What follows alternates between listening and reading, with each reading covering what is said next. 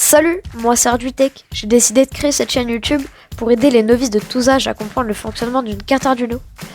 Donc, dans ce premier épisode, nous allons commencer par les bases. Comment allumer une LED, puis la faire clignoter. Pour ceci, vous aurez besoin, dans un premier temps, d'une carte Arduino, puis d'une platine d'essai. Ça dépend comment vous l'appelez, une breadboard, c'est la même chose. Ensuite, on aura besoin d'une LED et d'une résistance de 220 ou 330 ohms. Surtout, faites très attention. Il y a plein de résistances possibles.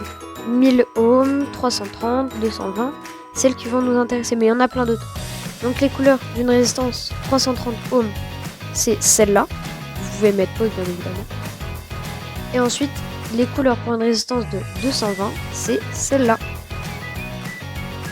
Surtout, faites très attention. Sur une breadboard, le courant circule dans le sens des lignes vertes, pas dans l'autre sens. Donc si on branche une LED, les deux pattes sur une seule ligne, ça va faire un court-circuit, souvenez-vous.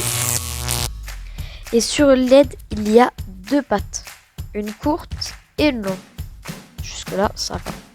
Et vous allez voir, c'est pas trop compliqué à prendre. Donc la petite, c'est pour le moins, vu qu'elle est moins longue. Et la plus longue, c'est pour le plus, parce qu'elle est plus longue. Donc là, on est directement sur mon bureau.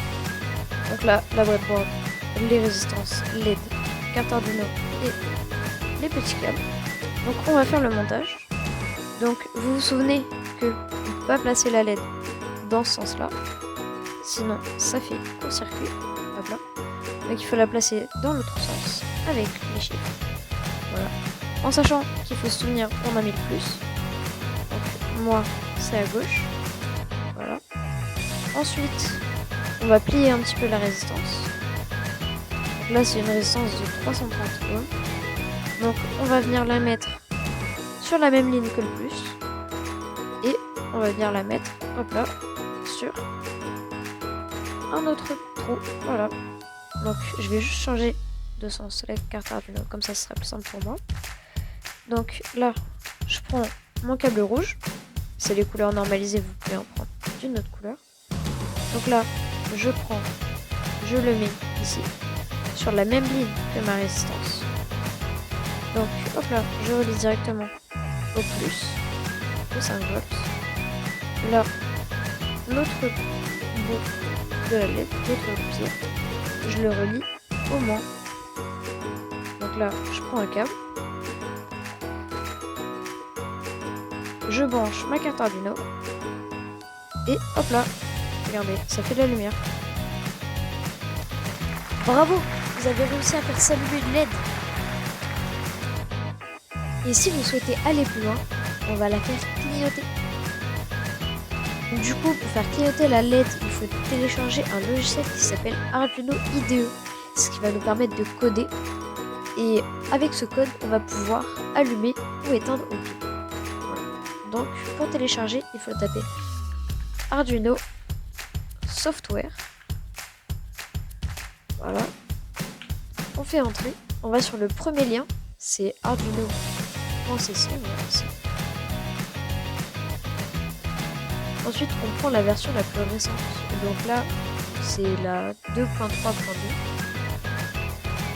Donc vous sélectionnez votre version si vous êtes sur Mac, Linux. Moi perso, je suis sur Windows 11. Donc là, c'est si vous voulez faire un don. Et là, c'est pour s'inscrire. Bon, après, moi, je vais pas... que moi je l'ai déjà vu.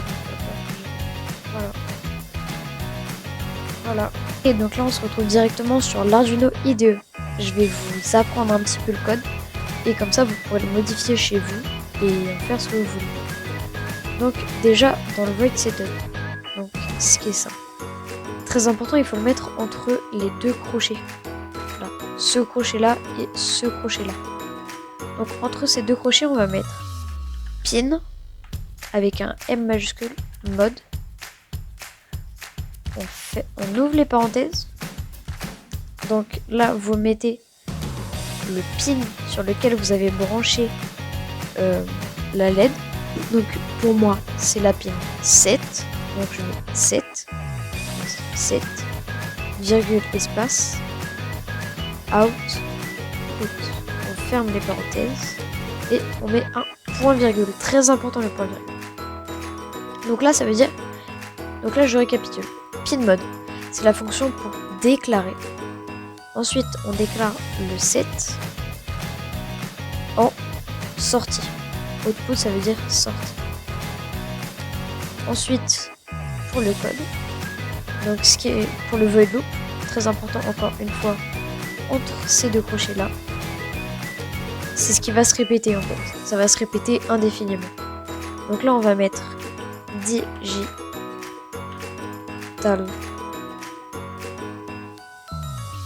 write, donc écriture digitale, hein, ni plus ni moins. Donc ça va écrire.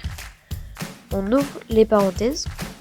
Donc on met la pinset, virgule espace, high, donc ce qui veut dire haut, donc allumé. On ferme les parenthèses et le point virgule. Ensuite, on va à la ligne. Si on veut qu'on attende, non, il faut même attendre. Donc on met un delay. On ouvre les parenthèses. Et attention, c'est en millisecondes. Donc par exemple, si vous mettez 500, ce sera une demi-seconde. Ce sera 500 millions. Voilà. Donc ensuite, on met digital write. N'hésitez pas à mettre pause hein, si je vais trop vite. Et donc là, du coup, c'est la même que celui au-dessus. Donc, pareil, on ouvre les parenthèses, 7, virgule, espace. Sauf que là, ça va changer. On met low, donc qui veut dire bas. On ferme les parenthèses, point virgule. Et là, on peut mettre... Non, on est obligé de mettre un delay. Donc, delay. C'est le même que celui-là. Ensuite, on ouvre les parenthèses. Par exemple, moi, je vais varier, je vais mettre 250 millisecondes.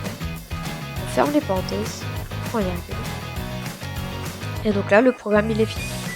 Donc là, cette ligne-là, on déclare la pinset en sortie. Ensuite, on allume. On attend 500 millisecondes. On éteint.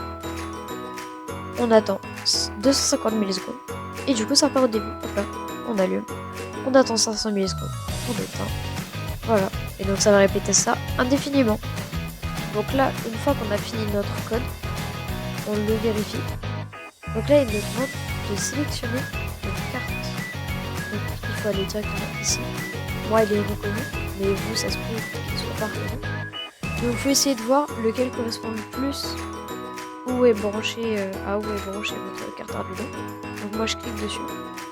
Je vais vérifier. Donc là, hop là, c'est bon. Et ensuite, je fais upload. Ça va directement sur ma carte Arduino. Donc voici le résultat. On voit bien qu'il reste allumé 500 millisecondes et qu'il reste éteint 2 fois moins longtemps. Abonne-toi et lâche un like, ça me soutiendrait énormément.